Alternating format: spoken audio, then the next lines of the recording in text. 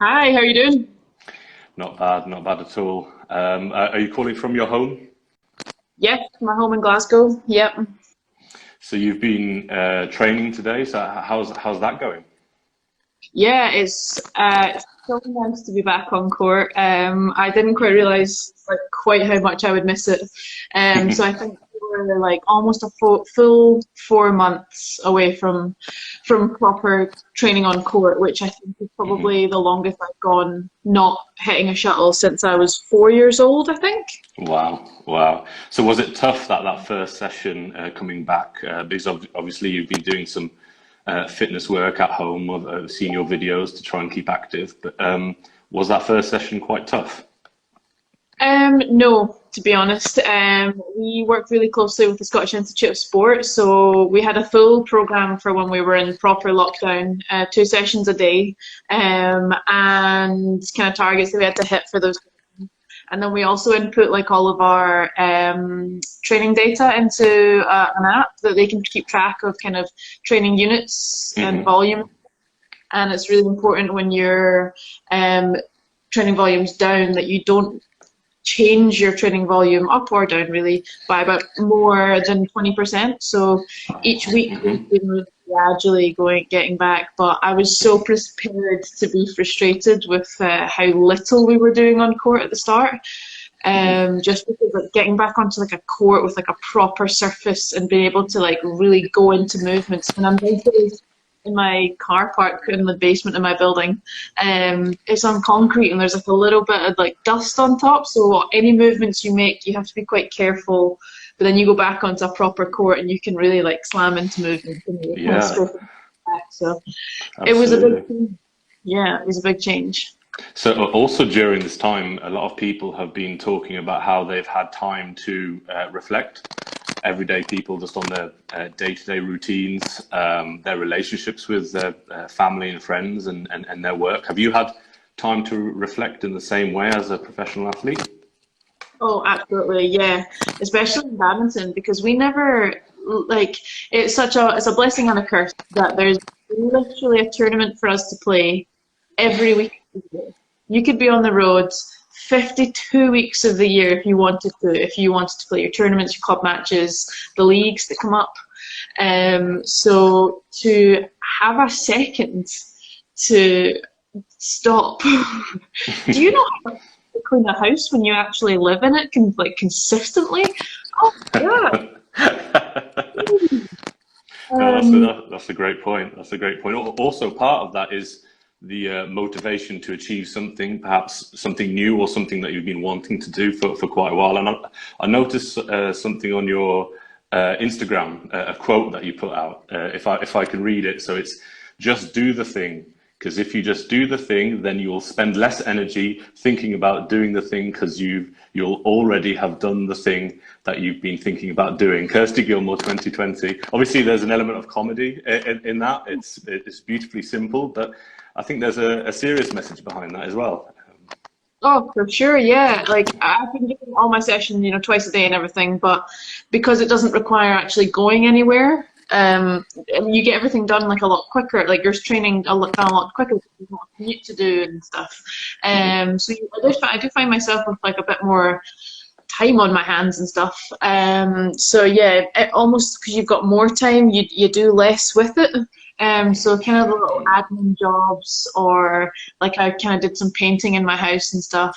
Okay. Um, like, like returning packages to the post office, and you just put it Hmm. off for days and days and days because you've got all the time. And you're like, oh, I'll do it later. But just do the thing that you don't want to do because by the time you've done it, you'll have to get to stop thinking about doing the thing because you'll already have done it. 100%. I think that'll resonate with many people listening to this. And so you've kept active on social media throughout this time, and been putting out some challenges for people to do. Again, one that caught the eye was that it is a pretty insane trick. You hit the shuttle up, and then with the handle, and then the strings and the handle, and you kept going for quite some time. So, do you practice these tricks and play around during training? Does that sort of relax you? Is that what you do? I wouldn't say I really practice it a lot, but Hmm. yeah, kind of challenges that someone else brings up. I know Mia Blickfeld started the kind of mug challenge. I thought I'd take that one a bit further, make it a bit topical, and do it, serve it into a toilet roll. And then I don't know, just whatever comes to my head. I saw Marvin. I think it was Marvin Seidel did a lot of really good trick shots with kind of bouncing a shuttle off of something or doing a trick shot before you've hit it. His were really, really impressive. Yeah. He looked a bit feeble by comparison, but just whatever comes to my head. If I wasn't playing badminton, I'd probably play football. So I decided to do some keepy up as well, kind of cross training, keep that going. Yeah, so that was actually my next question. Did you play football when you were younger? Because the keepy uppies were quite good, quite impressive. So would you have been a footballer if you didn't go into badminton? Yeah, I think definitely. I think I definitely would have been in a sport, and football was the one I had to kind of choose between that and badminton. So when I played all through, I did loads of sports. Like I was really, really lucky that way. That I think it was inevitable that I was going to end up in a sport just with. I just like running around really, and I don't mind doing it in front of people either, which is kind of what was the difference between me and my sister. She's really, really good at sports, but the minute there's like any number of eyes on her and watching, she doesn't want to do it anymore. Whereas clearly I quite like that part. So that actually leads quite nicely into my next question, because on the circuit you're seen as a very friendly and happy person off court, but obviously you're there to do a job, and then on court you've got a steely focus and drive. How do you flick between the two so seamlessly? And also for any young players listening, if they're going to tournaments, of course they're meeting their friends and they're being friendly with them, saying hi, you're right, how's it going? But then when it comes to your match, you need to remain focused on the goal. So how are you able to do that? I think there is like a slight switch into the focus of the task at hand, but I just I never really understood when people would kind of continue the competitive kind of mindset off the court. Like we're all in this together, and maybe it's because I come from a country where there's not that many of us travel too often together. I do quite a lot of traveling myself. I love it when Adam and Alex and Julie and Kira and everyone are there at tournaments too. But quite often it's just me, so I've got no choice but to chat to people and make friends, share rooms with people to save money. That's also an element of it. But I would say even like on court, I'm very aware that someone likes my glasses. Thank you very much. I'm just very aware that people are watching, and it just pays to be nice. I'm all for being competitive, of course, obviously. It's literally my job, but I don't think you need to lose any sort of manners or good, respectful behaviour in order to be competitive. I don't like. I always make a point of having like a good relationship with the umpires and service judges as well, because we're doing it because we love it.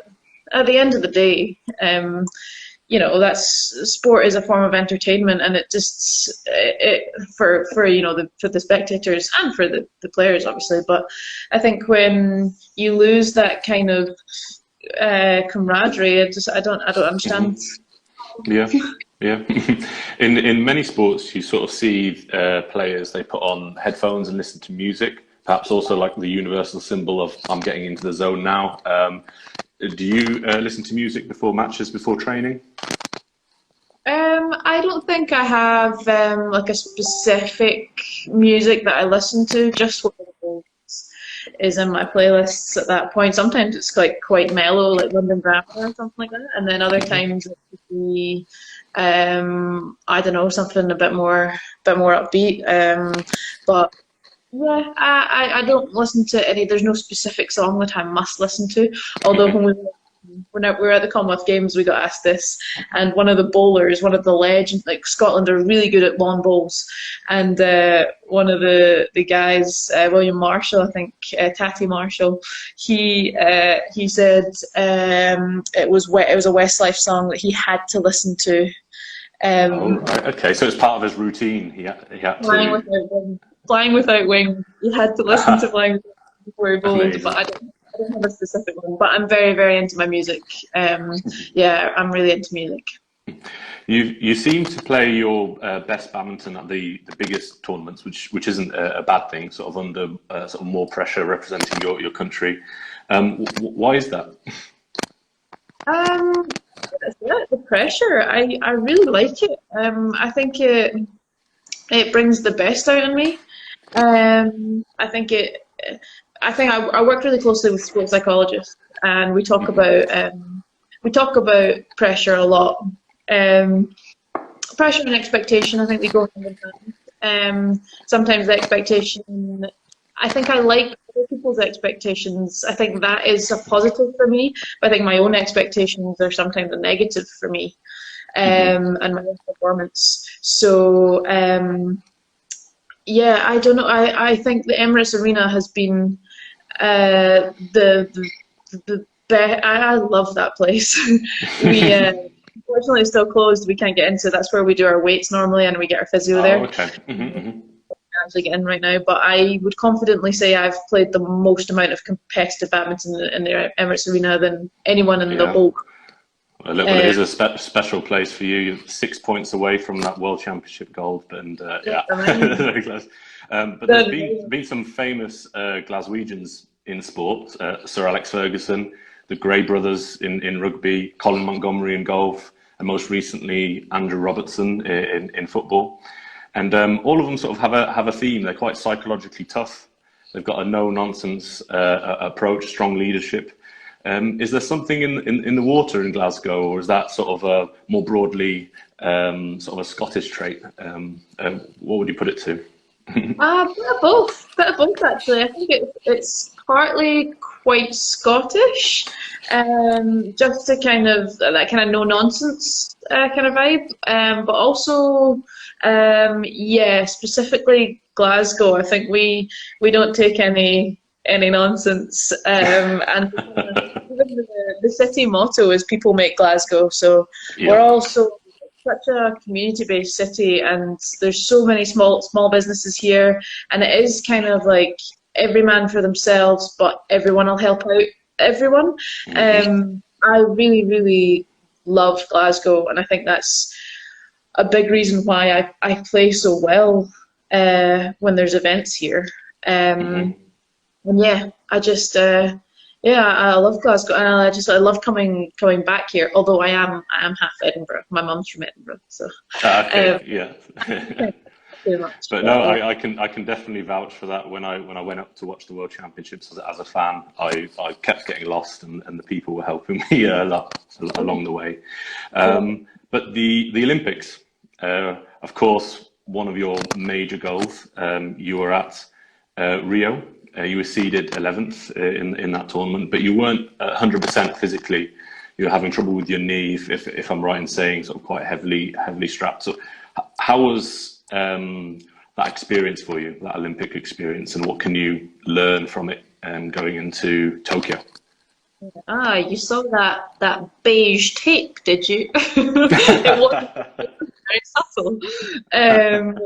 Yeah, I had torn my meniscus quite badly. It'd gone from like a paralytic to a proper bucket handle, technical terms. Wow. So proper like kind of semicircle torn in April. I'm pretty sure it was against Wang Yihan at the Australian Open. I remember making a funny movement there. So that was April, and if there's one thing you're gonna kind of push through and kind of try and work through, it's probably going to be an Olympic Games. Not many other events will, you're not going to miss an Olympics if at all possible. So yeah, just made the decision to push on through with rehab and just through lack of hard training sessions. I could train up to about a 5 out of 10 intensity, and anything past that, my knee was going to swell up for the next couple of days and I'd be off court. So I had to keep it moderate, and that doesn't, doesn't fall in line with the performance that you're expected to give in Olympic Games. So yeah, I managed through my first match with Serena Jacquet, and I managed to win that, and then really played very, very subpar in my next match. So it was pretty disappointing. The Olympics was a great experience, but my first one in Rio is always kind of going to be, marred by injury. So yeah, it was a great experience, but yeah, I hope it's Absolutely. How are you feeling physically at the moment? Badminton is such an intense sport with the training that you have to do. So can a professional badminton player ever be 100%, or will they always have like something that they're aware of or trying to work out and adapt accordingly to? I think every player, there's not a single player professionally on the planet that will look up and be like, oh, I feel amazing. So no, I think it's occupational hazards. There's never not something wrong. I've got a few little niggles right now, trying to work through a bit of plantar fasciitis that's been going on since about October, I would say. So you just learn to live with it, and I know when people get very specific injuries, you'll talk about like rehabbing those injuries, but kind of every day is rehab, because there's never your body's never perfect, so you're always trying to kind of maintenance, and if it's not rehab, it's proactively keeping injuries at bay, which is a lot of what the warm-ups and cool-downs are about. So you never live a rehab-free life as a badminton player. It's always about those TheraBands and foam rollers for sure. Yeah. In Glasgow, there's the Badminton mural from the Commonwealth Games in 2014. Is it still there? Is it up? Oh, it's still there. Yeah. Brilliant. So, would you like one day to have a mural for yourself? And if so, which pose would you want? I mean, who doesn't want a 5-foot-5 mural of himself? That was one. Yeah, really took me by surprise. At the World Champs when it was in Glasgow in 2017. I arrived at them at Serena, just going about my business, and I go in for like a practice hit or something. Looked up, and there was a 30-foot high picture of Ken Long, and I was like, fair play, former World Champ, take that. Total BWF World Championships 2017 Glasgow, and then a 30-foot high picture of me, and I was like, okay. Did you stop and take photos on the way to the training hall? I think I do. I think there's probably a photo somewhere. Yeah. But my trick was to wear my hair down and put my glasses on the way in, so no one would be like, "Hey, that's you." But no, yeah. I mean, I'd love a mural in Glasgow, of course. And I think it would have to be the classic jump smash. I don't think it could be anything else. Oh, absolutely, it has to be. You brilliantly won the silver at the European Games last year in Minsk. You said afterwards that you quite enjoy that sports bubble that's sort of created at such events, and you've thrived in these conditions, partly because there are no distractions. You just focus on badminton. At other tournaments, what are the distractions, and have you ever been sort of thrown off by anything in your career, sort of that's sort of bumped you out of your zone a little bit and you couldn't concentrate as you could?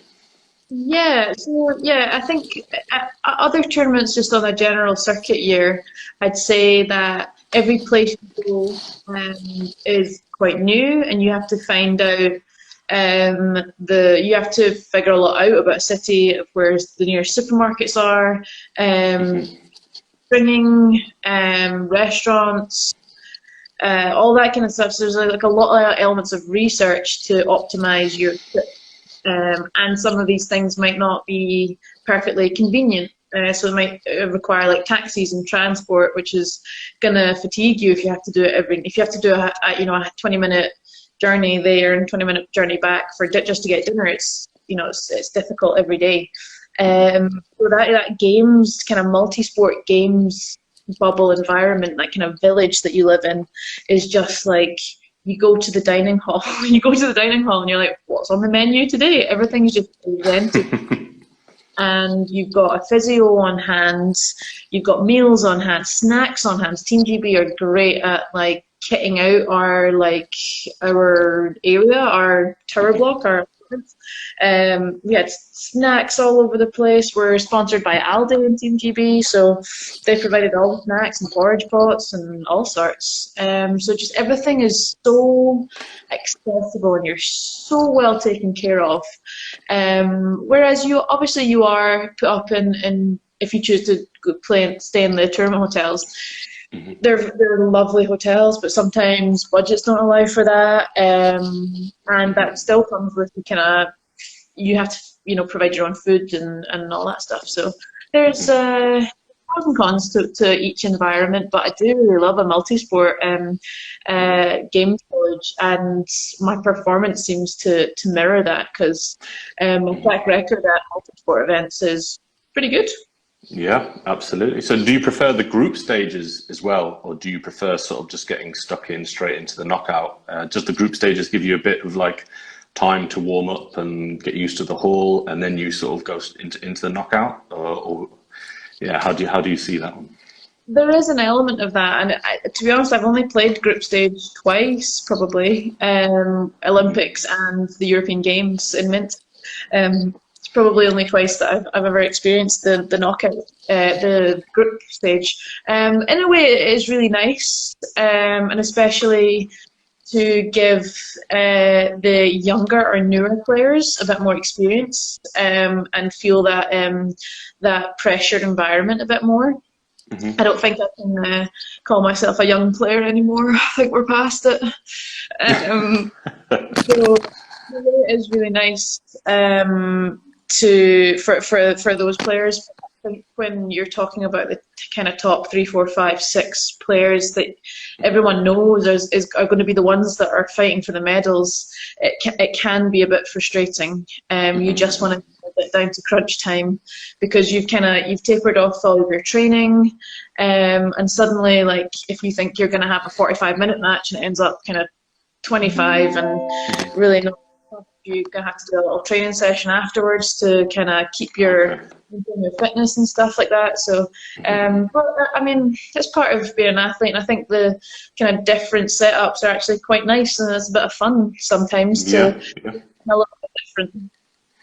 In our podcast, you said that it's quite good to have people around you that are not in badminton, so it puts things into perspective. So you were sort of disappointed, a little bit disappointed initially with the silver at the European Games, but actually, it's as you put it, it's quite a cool thing to achieve. It's quite impressive. But how do you get away from badminton and sort of reset and go again? So what's your go-to thing just to unwind and get away from it? Probably just to spend time with friends and family. And they'll ask about most recent tournament and what's been going on, but we've really got so much more to talk about. Really, watch films with my friends, spend time with my girlfriend, go and see my dad. Him and his partner do kittens, so there's always some kittens to crawl all over you. So that's a pretty good way to unwind.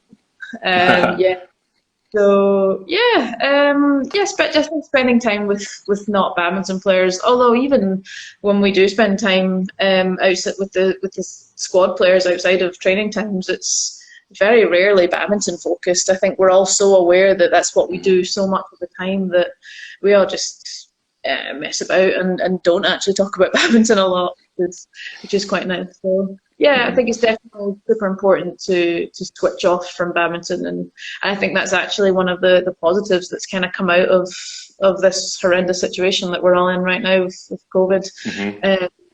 just a second to realise that badminton isn't absolutely all-encompassing, and there's a lot more to life than just badminton. Yeah, absolutely. I can definitely associate myself with the kittens. I've just bought a kitten myself as well. So we've got a question actually from Abhinav.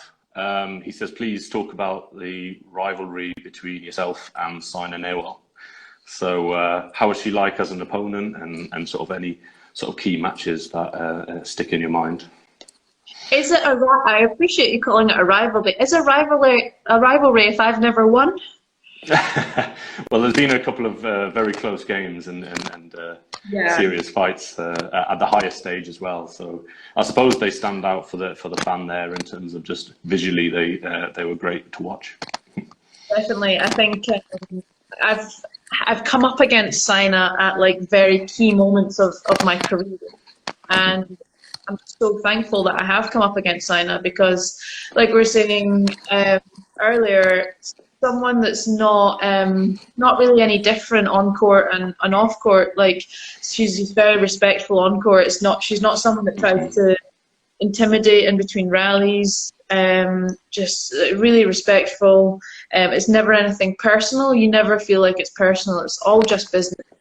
And yeah, I've not chatted to her a lot off court, but anytime that I have, she's just a nice person, which I think comes across.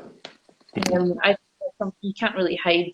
I think it all comes out when you're on court, because it gets a bit primal. So I think it all comes out. I've had some pretty tough games against Saina, and I think our styles complement each other quite well. And I think we're both quite attacking players. So I think that's why maybe fans engage with it, because it becomes a pretty good battle. Yeah, definitely. 2 or 3 matches have probably been 3 sets between us. So yeah, it's always a good one to play. I always actively look forward to playing Saina. Actually, she's okay. Because I know I can really bring things to the match, and I'm not just gonna be wiped out. And I know it's going to be a good battle, which sometimes I quite like. Yeah, just to mention some of your other rivals that you're also friends with off court, so Mia Blichfeld and Carolina Marin. So how is it like with them off court? Do you sort of try and talk about anything but badminton, or are you sort of saying, speaking about badminton and offering each other sort of sparring outside or meeting up to play, or how does it look? A little bit both, to be honest. Because you're in the same occupation, that obviously it does definitely come up in conversation. But I think it's pretty nice that it's so collaborative. I think I'm not sure how much I can offer them when I go to tournaments, but the fact that I'm able to, me and Carolina almost in the drop of a bottle, almost every tournament that we're both at, we'll do some sort of training together. So it's nice to feel that the respect between players and countries.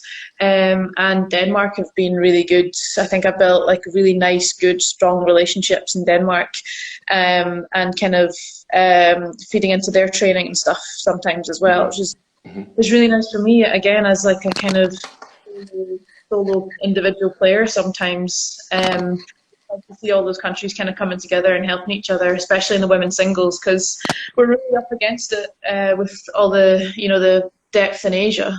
But yeah, Mia, I share a room with Mia sometimes. Yeah, we don't always talk about badminton. That girl, jeez.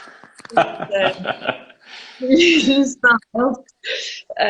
But yeah, she's a pretty fun person to be around. It's definitely not always about badminton. But no, that's really great to hear. But I can't speak with Kirsty Gilmour without mentioning possibly the standout moment of the year at the European Women's Team Championships.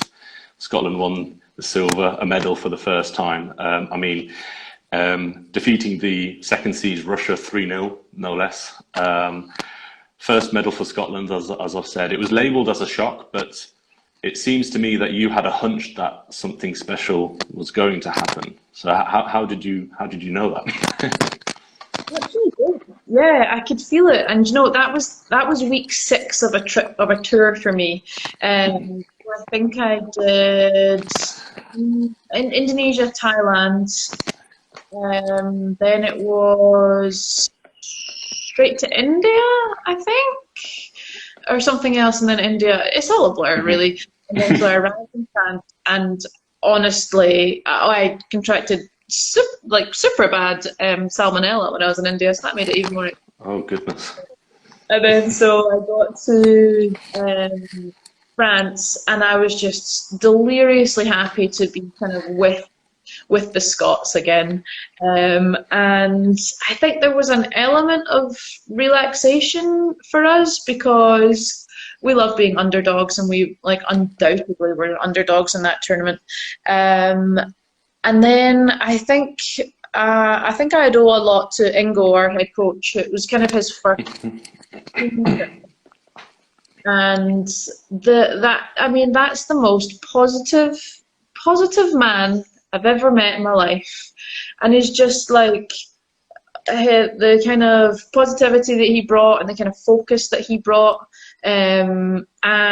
was really nice, and it was kind of easy for me. I kind of forget how much I've learned over the years, and quite how many team events and tournaments that I've played.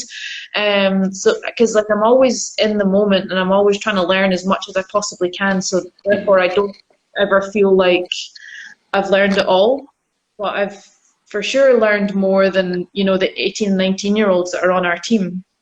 So it was quite nice to see them and kind of understand what they were going through, but I needed to see it to be like, oh yeah, I remember being the third singles on a Scotland team and having to play against Russia. I've literally done that the first singles player is 10 years older than me, and I just got to go out and play.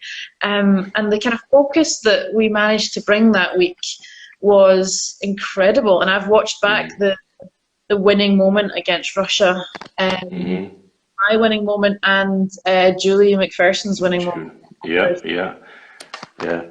I particularly remember the interview Julie had.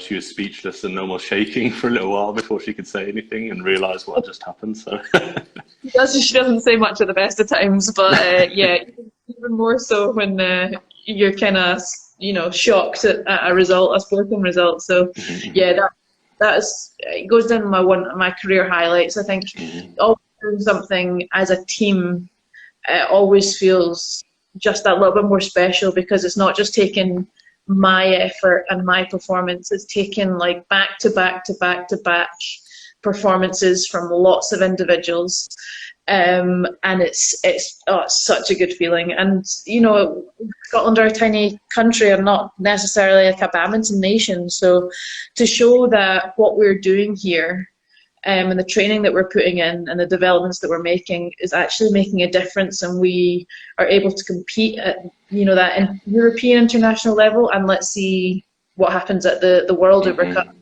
I think it's important. I think we're a very young team right now, but obviously we're hoping to really push on in the next few years start.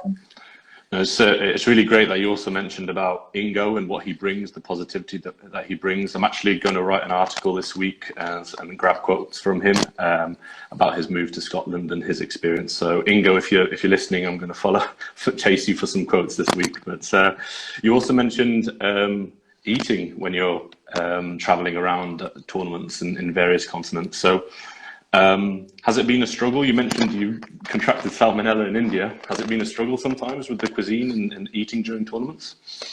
You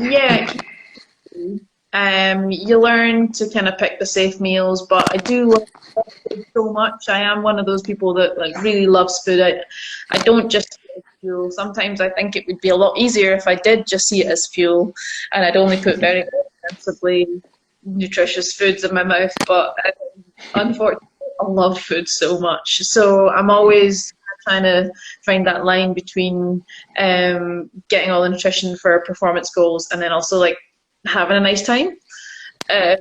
So it's always a tightrope I'm trying to walk. But yeah, I mean, I'd say my favorite countries for food would probably be Malaysia, Japan, also Yep. Japan. Where else? China. I think we struggle in China as Westerners. But saying that, if you're open enough and there's always something that you can find that'll be good. And Yeah. I'm not afraid of trying anything. Mia will attest to that. She once asked me, "What are you eating?" And I said, "I don't know." Very brave, very brave. But it's Yeah. a way to get new experiences and talking points and things like that. So I think with foods, and I really love coffee as well. I think I make a point of putting like that little bit of research in, and then it's kind of a way for me to get to know a country, because quite often, obviously, sightseeing things are quite travel intensive, and a tourist spot might be an hour away or something. We don't really have that kind of time to spend on sightseeing. We're kind of there for business, and we can't really afford to be fatigued at all. But so I kind of make a point of finding kind of best coffee shops and maybe some good restaurants, and trying to experience a city or a country through that, rather than maybe like their sites. so you're a certified film geek.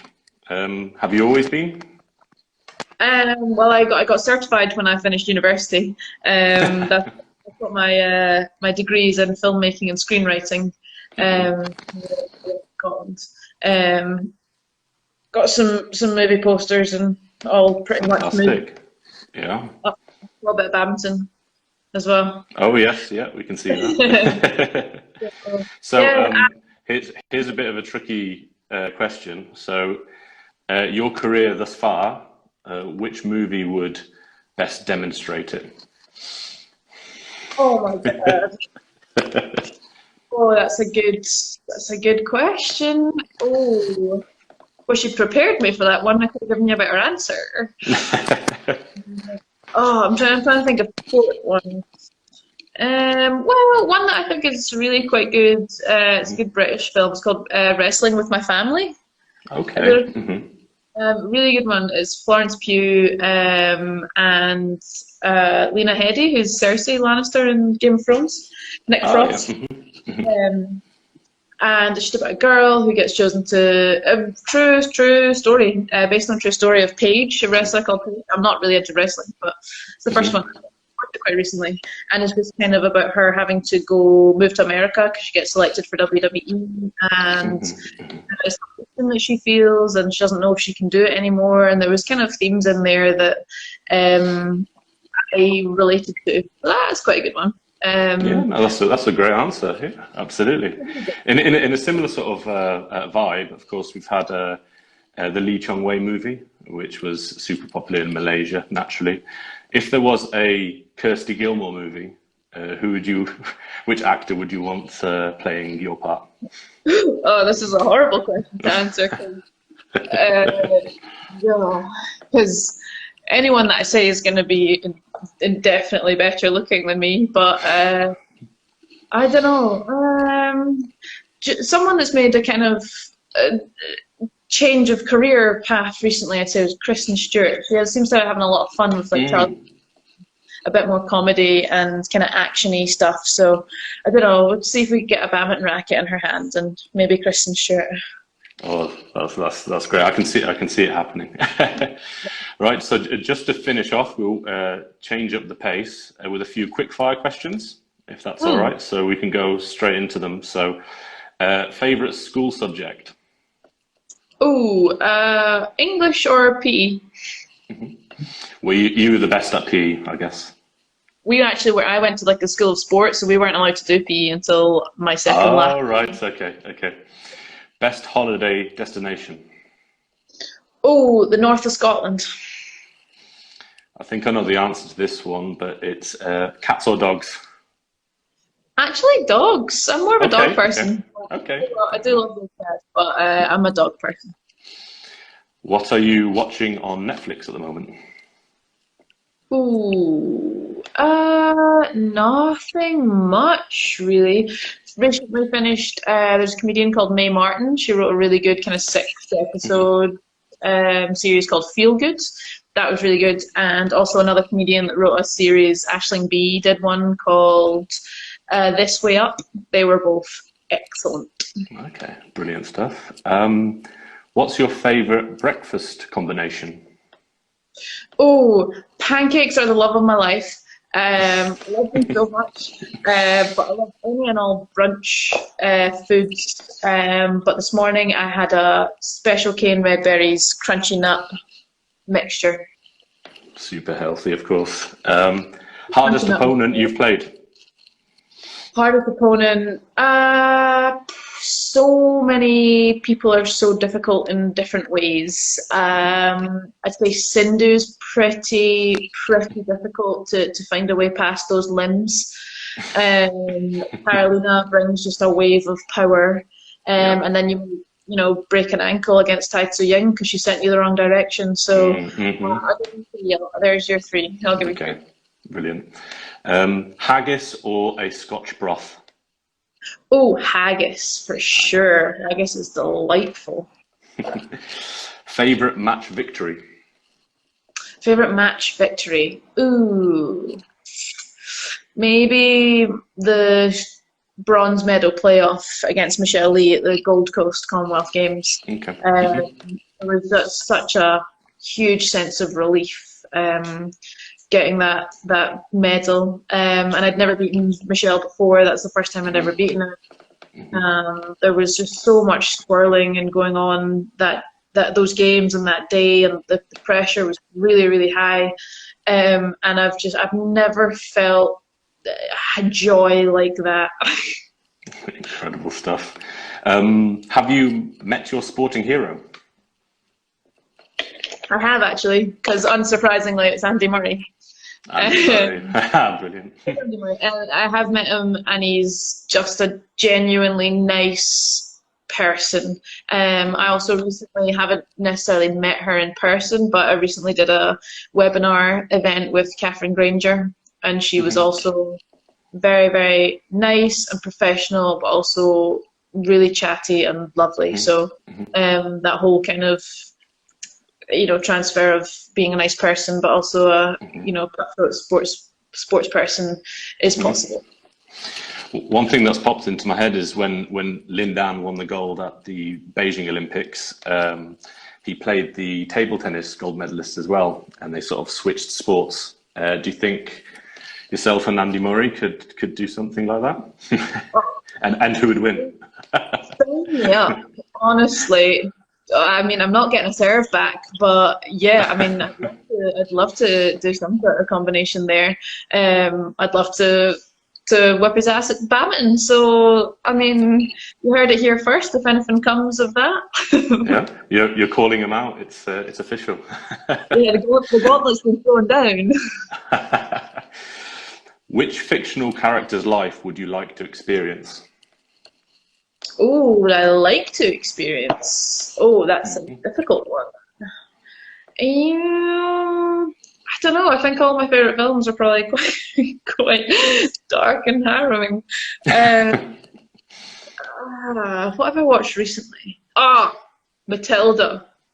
Matilda. That'll be quite good. Matilda. Yeah.